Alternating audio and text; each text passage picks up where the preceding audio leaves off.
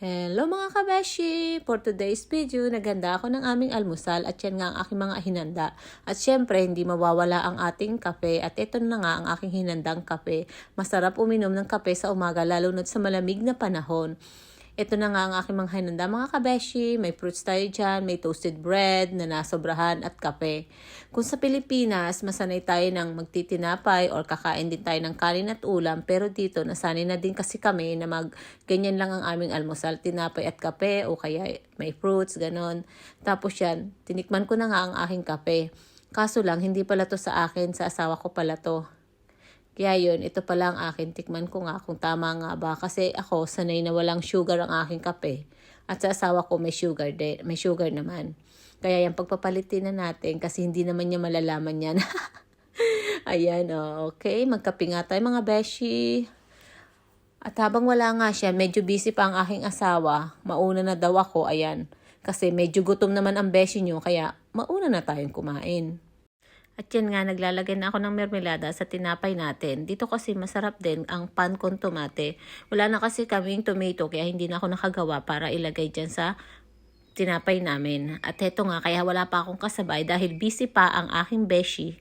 Ayun, nagsasampay pa siya. Duty niya ngayon ang magsampay. Kaya ako, naghanda ng almusal. Siya naman, magsampay. At yun, habang mag-aalmusal kami, nanonood kami kay Sir Archie Hilario, pobreng vlogger. Ayan.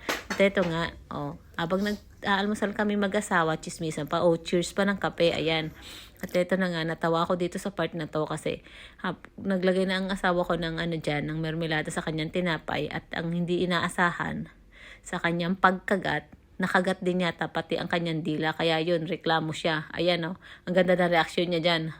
Tingnan nga, ang tagal naman. Ang tagal. Yun. Na ang kanyang kawawa naman, nakagat pati ang kanyang dila. Yun nga, kahit nakagat ang kanyang dila, diretso pa rin, siyempre, sa sobrang gutom.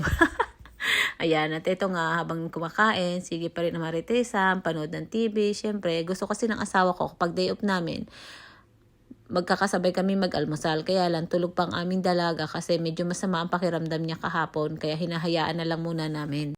At yan, sige nga, kwentuhan namin dyan. Hindi ko na rin maalala kung ano nga bang napagkwentuhan namin dyan. Masyado kasi madadaldal. Sinasamantala lang naman namin kasi ang mga oras namin kasi hindi naman lagi kami magkasabay ng day off. Kaya yan, kailangan pag day off, mayroon konting time naman tayo.